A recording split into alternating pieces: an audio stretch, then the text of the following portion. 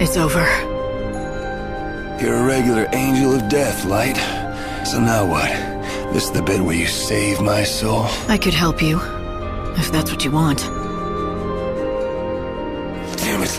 What kind of answer is that? Oh, Final Fantasy. Yeah, that was rough. Oh, Final Fantasy. You are a hot mess. Yeah. Final Fantasy. I can't believe I played all the way through it. You did nothing of the sort. Don't you lie to the people. Welcome, everybody, to Rage Select. We're reviewing Final Fantasy XIII, Okay, we're reviewing Lightning Returns Final Fantasy XIII because... 13-3. Well, okay, but that's not actually the name of this. The thing is that, okay... Oh, Christ. Yeah, I was reading this article where they said that they thought by naming it Final Fantasy XIII-3 that they would be confusing people into thinking that it was a sequel for Final Fantasy XIII-2 instead of the final part of the Fabula Crystal Novalis trilogy, which Final Fantasy XIII, Final Fantasy XIII-2, and Lightning Returns Final Fantasy XIII. I'm going to go ahead and say fuck you to Square Enix right now. Are you? Yeah. All the way? All the way. Okay, so no Bravely Default for you. That's what you're saying. You don't want a... Yep, good, okay, fine. All right. I'm saying it because it might be confusing to... Fuck you. Fuck you! Okay, wow. It's a lot of vitriol. So anyway, this is the last part of the Final Fantasy XIII series of games, which... I think that originally it was going to be Final Fantasy XIII, and it was going to be Final Fantasy Versus 13, which is now Final Fantasy 15 for the PlayStation 4. Anyway, what you need to know is this is the final part of the Final Fantasy XIII trilogy. And, oh, God. It's like... All right, tell us what it's about. All right, okay. Final Fantasy XIII, Lightning Returns, is about the world is coming to an end. Yes. The world is going to end in 13 days. And God is shutting down the world that they live in, and he has brought Lightning back, because at the end of 13.2, I think she turns into crystal, and then she's been brought back to essentially be God's redeemer and go down and collect the souls that will go to the new world that the god Bunavelza is creating. So basically, she's going down to take care of business, figure everything out. Now, so the world is ending in 13 days, but the world's actually not ending in 13 days. The world's ending in 3 days, or 4 days, or 5 days, or whatever. All right. So the core conceit of this game is that you're going down to sort shit out for humanity as Lightning from the Final Fantasy series. And whenever you sort stuff out for people, they release the soul energy called Iradia that you then plug back into Yggdrasil, the world tree, which basically buys you more time. So at the beginning of the game, there's 13 days till the end of the world, but there's really only 5, and then the more stuff that you do in the world, the longer that clock gets. So that's the general thesis of the game. Furthermore, this is a world where everybody in the world is immortal. Yes. From age. They can still be killed. They can still get sick. That sort of thing. They can still die. But if they stay healthy, they just live. And most of the people in this world have been alive for 500 years. There have also been no new people, no children born, et cetera, et cetera. That ties into the last game. Big old fucking plot point. So this world is kind of on its way out. You just keep talking. I'm going to take a nap. Yeah. So let's talk about the first problem that I have with this game.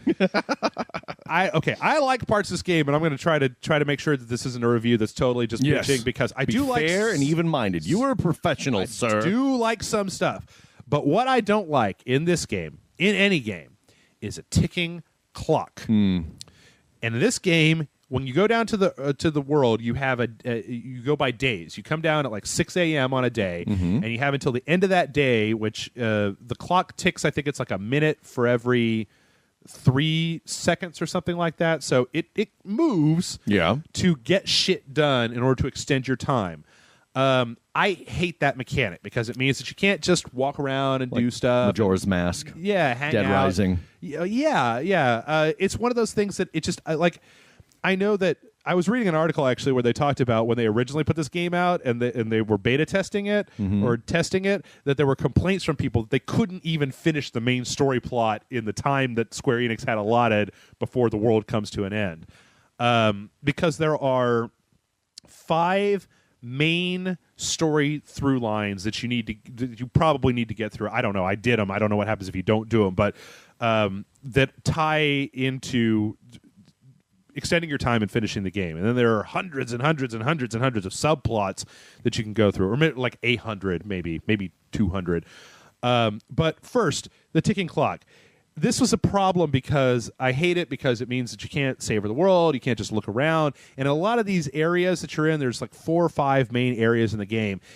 Like there's the city, Luxurion, that we were in the very beginning when we were playing it on the dojo. That city is big, and a lot of those quests involve you running from one side of the city to the other, just wasting time, which wouldn't be such a big problem except for the fact that they also gave Lightning, for whatever reason, I don't know, a stamina bar. Yeah. So you can only run for a certain amount of time, and if it runs out, then you got to wait for it to recharge and blah, blah, blah, blah.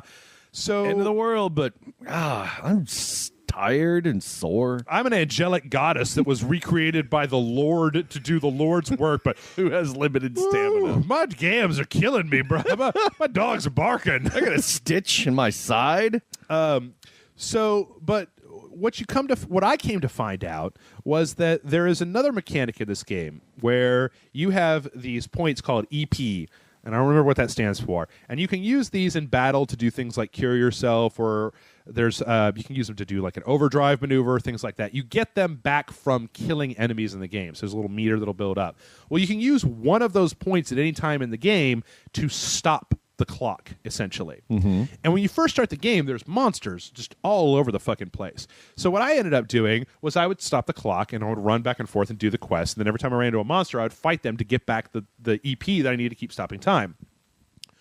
What ended up happening for me was that I had done almost every single thing in the entire game. Yes. With about 5 days left on the doomsday clock. Always an overachiever and stuff like this, aren't you? So, well, it was one of those things where I just don't understand. I don't think that this game there was so a way to have just said like day 1, here's your quest line, finish that, and then that's done. Day 2, here's the main quest line, and the time doesn't move forward until you finish that, and then day 2 is over, or whatever. Instead of having this artificial countdown clock to put you on the spot and make you have to do stuff. And I just hate that mechanic because it means that a lot of people who maybe didn't do what I did are going to go through the game and want to see all the content that the game has to offer, but literally run out of time and are not able to finish all those things before the game gets to the last day. And I think that's kind of lame, specifically because in this game you don't level up by fighting monsters like you do in almost every other Final Fantasy game. You don't gain more power by fighting monsters, filling up an XP bar, and leveling up. Weird. You get more skill, magic, hit points, etc. by finishing these little fetch subquests that are all over the map. And like you get a big boost whenever you do one of the main 5 like story through line quests. Sure. But then there's also, like I said, for an example, this is a very early on one in the game. Not all of them are like this. Some of them are like you need to collect stuff, but one of them is there's this woman. She's looking at a clock. She's like, I can't stop looking at this clock because I'm making sure that it's running correctly. There are 13 clocks in this city. Yeah. I need you to go check them and make sure they're all running correctly. See, that's when you say, yeah, fuck you. Yeah. No. So you run around this entire city. Why don't you just call somebody who's near the clock? Yeah. After 500 years, I bet everybody's really fucking bored, and you could probably find somebody who's alive to go look at the clocks. So a lot of what you end up doing in this game is it's weird because in most traditional role-playing games, there is a reason to fight. The reason to fight is to get experience points so you can get stronger so that you can fight better. Yes. Right?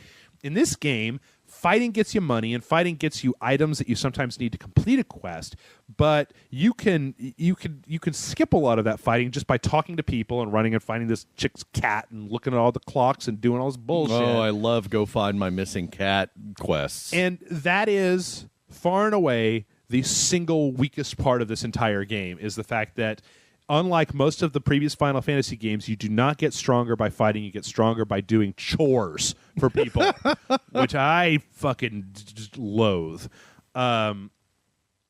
Also, in a lot of places, there are, or at least in some of the places in the game, there are, well, let's say, Luxurion, there's some. In the Wildlands or some, there are gates that don't open until a specific time of the day. So there'll actually be places that you need to go to finish the quest that you're doing that you literally cannot get to until the clock gets to a certain hour and those gates open up, which is also incredibly irritating because you're like, I've got everything that I need, but I still have to burn 6 hours of this game time doing these asinine fucking side quests in order to wait for this part to open up so that I can get, or like you talk to this guy and he won't tell you the thing that you need to know to progress this storyline until tomorrow. So you're gated from finishing that until the next day. And that stuff, just a lot of it seems artificially limited. I don't see any real benefit to having that constraint. Yeah. Like, if the world was just unlimited and there were all these quests and you just do them in whatever order you wanted to, fine. But putting that time constraint on it just really doesn't work for me. But from there, let's talk a little bit about the combat. Because this is, as near as I can tell, the first Final Fantasy game that I have ever played. 10, 11, 4, 2, 3, 2. No, but yeah, first Final Fantasy game I've ever played where you do not have a party. Yeah, you have one person. You have lightning. Very strange, very odd, and the combat system it's almost difficult to describe. So Lightning has 3 slots that you can put different outfits into, and each one of these outfits will give you bonuses to magic or attack or special things, and then so it's kind of like having a party, but not really. Well, okay, I was thinking about this. The whole point of having a party in Final Fantasy is that you have multiple... You can specialize people and have this person's going to do this thing, and this person's going to do this thing, and this person's going to do this thing. Yeah. Here, what you do is you have these 3 different loadouts that you can set up, and then in combat, you use the L1 and R1, or the bumpers, to switch between those different loadouts. So the thing is that you can never have somebody, say, healing while you're attacking. Is that it's a binary state. The Lightning is either in this mode or in this mode or in this mode. So there is no, you don't get that blend that you got in previous Final Fantasies of making a party and loading them out a certain way and the way that they work together. That depth is essentially gone from this because she's switching between different states. And they've also done this thing where all the combat happens in real time. So each one of the states that you have has a bar that when you use abilities, that bar goes down, and then you need to switch to a different state to keep doing stuff while that one recharges back up again. So you end up cycling through these things over and over and over again. In the beginning, it is incredibly awkward. It's very strange, and it doesn't... It feels very weird. It doesn't feel like a Final Fantasy game at all. Like, it's not an active time battle. It's more like, because there's things like if you hit the block button at the right time, you'll do a perfect guard and you can block whatever's coming in at you. So there's a lot more like timing based and positioning based, like where you are in relation to the monster type of stuff going on in there. It feels more like a hybrid of MMO style combat and kind of a hack and a slasher, jamity stuff. It's also kind of limited by the fact that like each outfit that you have has 4 slots that you can put different spells into. So you can, you take this outfit and then you can put the triangle button, or the top. I'm going to use PlayStation terminology. Sure. The triangle button is like lightning, and the circle button is like blizzard, and the X button is fire. But the thing is that all of the outfits that you pick up over the course of the game usually have one ability that is slotted in by default that you can't remove. Okay. So I don't like this because it puts you in a position where you're using one outfit, right? And there's one over here that maybe has better magic, but it's got 2 abilities linked into it. And I don't use those abilities. So you're essentially being forced to use something that's not quite as good. I mean, there's a level of depth and complexity to it. You also have, your primary weapon, your primary shield, right. Some accessory items and stuff like that you can kit out. But I found myself, like, once I found a loadout that worked for me, there was very little incentive to ever change, because if I switch from this loadout to this loadout, then I have to give up I have to give up one slot to maybe an ability that I don't want.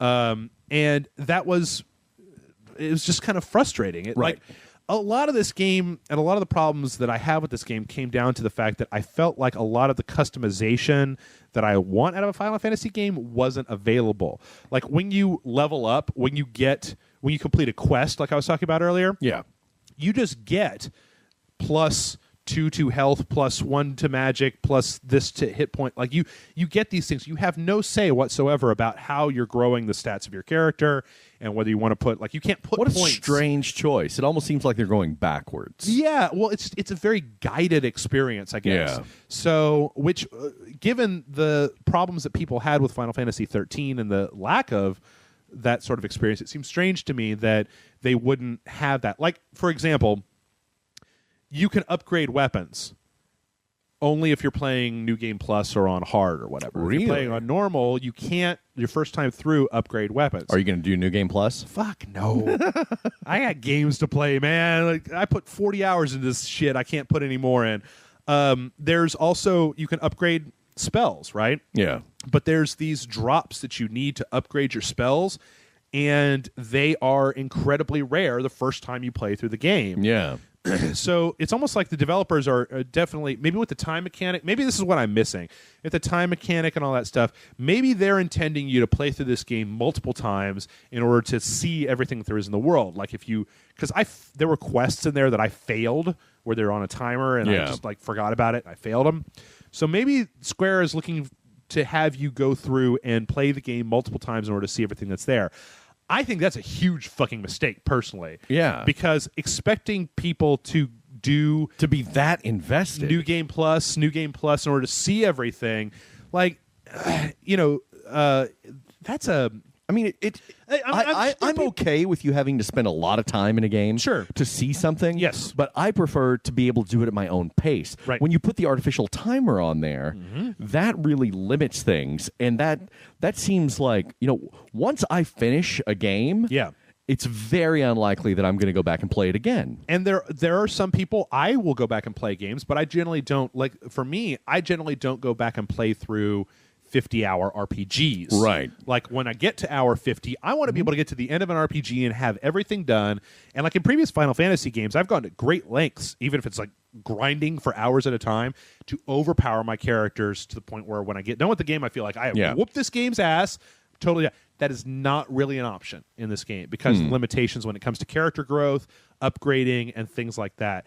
And it just kind of leaves a sour taste in my mouth because I'm like, I want the latitude to be able to break this system if I put enough time into it. And there's literally no way to do that. So there's also some other truly, truly odd mechanics going on in this game. One of them I was telling you about before. You can actually hunt some of the monsters in this game to extinction.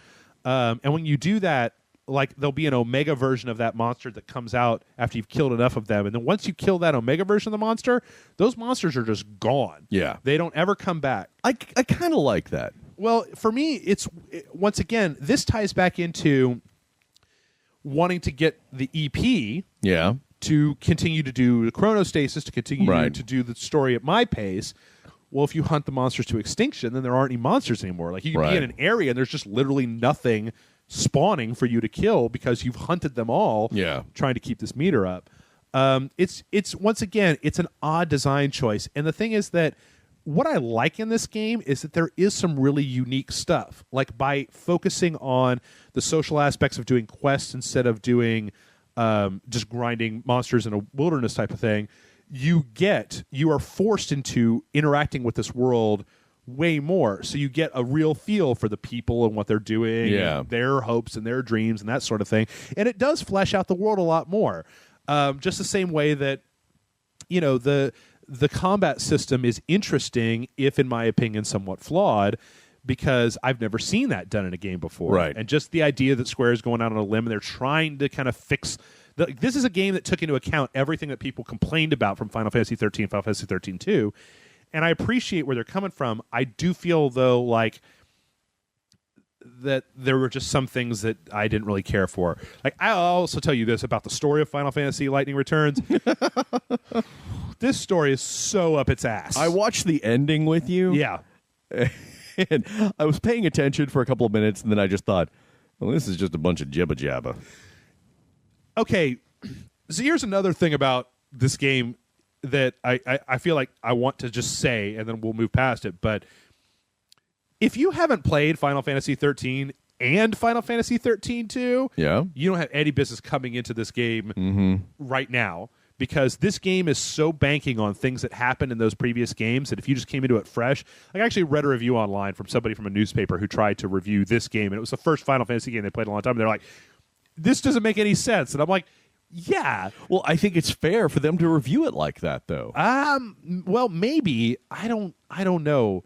There's also a problem with the story and the fact that, like, Final Fantasy XIII focused on, say, group X of characters. Yeah. Final Fantasy XIII-2 focused... I mean, because Final Fantasy XIII-1 was Lightning and Zaz and Snow and all those people. Okay, whatever. Final Fantasy XIII-2 focused on Sarah, the new character Noel, and the new bad guy Caius and Yule and all that stuff. Final Fantasy XIII-3 is like tying those two things together. So in some cases, it's like... It doesn't follow your traditional, like, 3-act kind of story where you've got... I mean, take Dead Space, for example, right? Where you've got Isaac, right? Isaac is in 1, Isaac is in 2, Isaac is in 3. Right. Here, it was like you had this one cast in 1, then you had a totally separate cast in 2, and they're pulling them all together in 3. That's asking a lot of your audience. It's a sort of thing where if you're super invested in the universe, great. But I know a lot of people who... if you were going to pick a Final Fantasy universe for them to get invested in, this was not the one. Right. And a lot of it has to do with the fact that not once again, but I have never said this before, I find Lightning to be a really kind of dull character. Yeah. She's very much like this, like, I'm a soldier, I don't take shit from anybody. She's very monotone, she's not very passionate.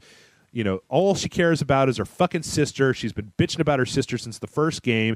And in this game, there's actually a plot point that is that she has even fewer emotions than she did previously.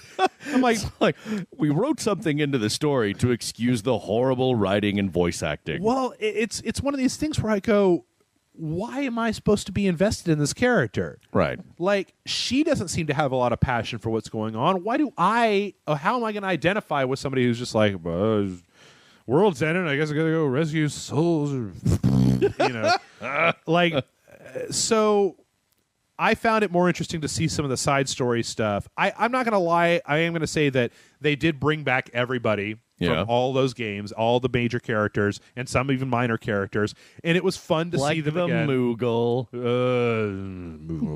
Moogles. And that was fun. It was fun to see all those stories get wrapped up. And it does culminate in a pretty fucking epic finale. I mean, there's a part at the very, very end where you're just like, oh, okay, I guess sure. All right, whatever. Game is over. But let's talk about some of the things that I like about the game. Because of the last half hour of hate. I did very much enjoy the world building, like a lot of the aesthetics. It's a good looking game. I mean, for it is pretty last generation consoles, it's a 30 frames per second. It's a little hitchy from time to time, but it looks real good. The fighting, because you only have that one character and you're just doing so many, you're switching out these attacks all the time. The fighting is it's more frenetic. It's less like top tier kind of like general overview. It's more, you feel like you're more down in the trenches with Lightning. They did, there's 2 city levels and there's 2 wilderness levels. Those are the main levels in the game. And so there's these 2 cities that have radically different feel. One of them's more of like kind of a party kind of city. One of them's like an older. Yeah. I forget they're both gorgeous. They're very pretty. They're well laid out. There's a lot of stuff in them. There's a lot, and there is a lot to do. I mean, between the side quests and this wall of prayers where just as people collecting stuff and the main quest, and then there's the hunting stuff to extinction, and there's soul shards, and there's all this different stuff to do. I was never lacking for anything to do in the game. Yeah. And there are several places like the Wildlands and the Dead Dunes, where you have two areas that are like very much open world, which is one of the complaints that people have had about Final Fantasy, is that 13 feels very much like a corridor, right? Yeah. Not here. In some cases, they even feel a little too big, like I was saying. But the Dead Dunes is interesting. They have a big dungeon where you've got these doors that'll open at certain times, so there's some stuff going on in there. And as you play the game, like if you just it has a very slow start. It starts with this. You saw in the dojo episode. It starts with this combat sequence, and then it immediately plops you down and has you start doing side quests. That lasts for about an hour until you kind of understand what's going on in the game. But once you get into the rhythm of monsters are appearing, I'm going to attack them, and then I'm doing these quests.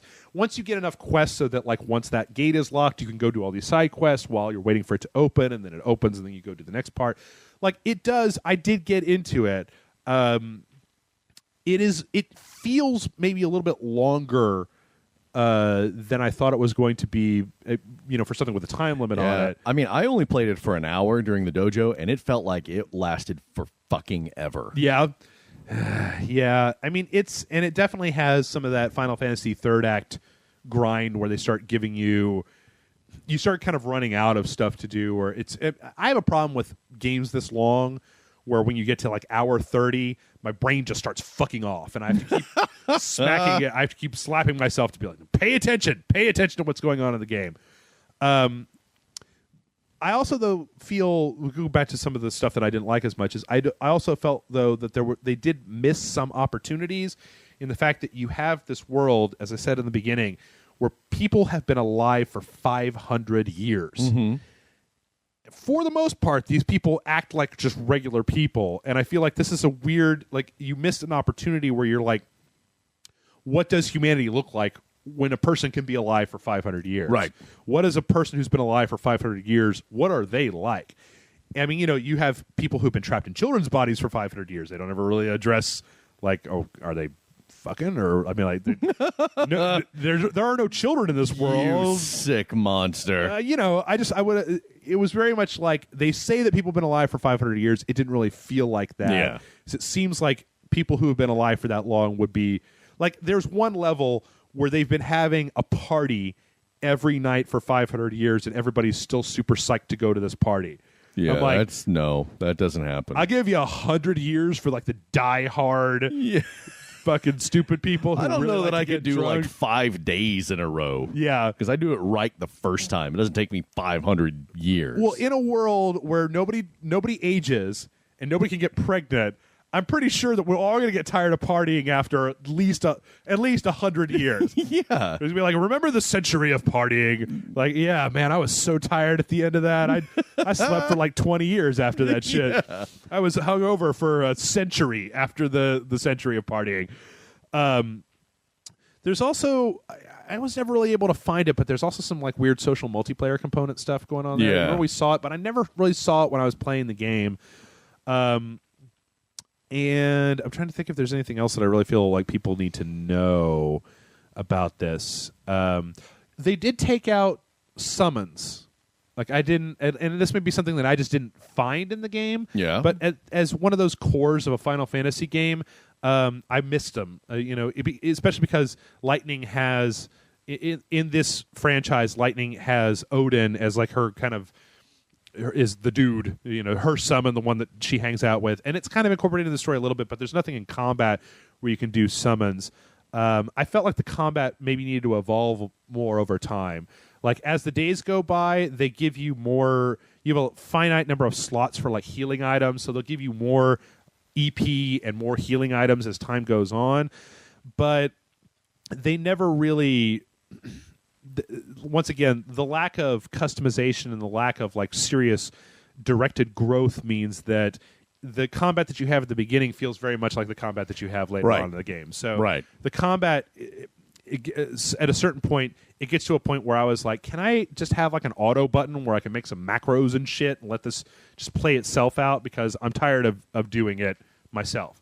Because once again, with that style of active combat, you have to, every time you're in a battle, you have to be switching between the different things, hitting the right attack buttons, boom, boom, boom. It got a little bit tiresome over time. Oh, I will say, there was, remember in the, I don't know if we ever got to her in the game, but there was a sub-character in the game that was like this little impish girl that was all dressed up in black. Lumina was her name. That was kind of like a weird kind of devilish foil for Lightning. I love that character. I think she's one of the most interesting characters in the game because she's not. When she first shows up, you just assume that she's like the evil mastermind behind blah blah blah blah. But as the time goes on, she's really an interesting character that is not positively good or positively evil. She falls somewhere in between. She's helping people, and at first it seems like she's monkey's paw kind of devil reward type of thing, but it's not that at all. I thought that was really interesting. I think that the story for Final Fantasy XIII 2 with all the time traveling and stuff was a stronger story than this one, but I still think that this game is better than the original Final Fantasy XIII. What do you give it? I'm going to give it a 3.5. That's actually pretty high. For all the bitching you did. Once again, it's hard. You get into a problem when you review stuff about there was a good 20 hours worth of me sitting here. Like, if you're into Final Fantasy and you're into RPGs and you get into the systems and you're willing to forgive it its faults, like I said, the world building and the dialogue and that kind of stuff, if you're getting in there, is fun. There's a lot of interesting little subquests. There's these little set pieces that they do. Once again, I got to tell you that there were fan service parts in here where they're bringing back old characters. It's that guy. Oh, I love that guy, type of thing. So it was fun. I mean, there was even the dress up Lightning, and then you can adjust all the coloring and stuff. So you can make I know how you like to play dress up with the girls. Are you looking forward to Final Fantasy 13-4? There is no Final Fantasy 13-4. You don't know that. There is no. Not right now, there's not. I don't think Final Fantasy 13-4. I saw the end of Final. I was paying attention at the Final Fantasy. Maybe Final Fantasy 13-3-2. 13-3-2. Oh, God. I don't want to go down that rabbit hole, Jason. I don't want to go there. Final Fantasy 14-3-2-6. Part 4A, the DLC. Yes. What are you waiting for, Lightning? You don't have much time left before the world ends. This is your last chance for payback.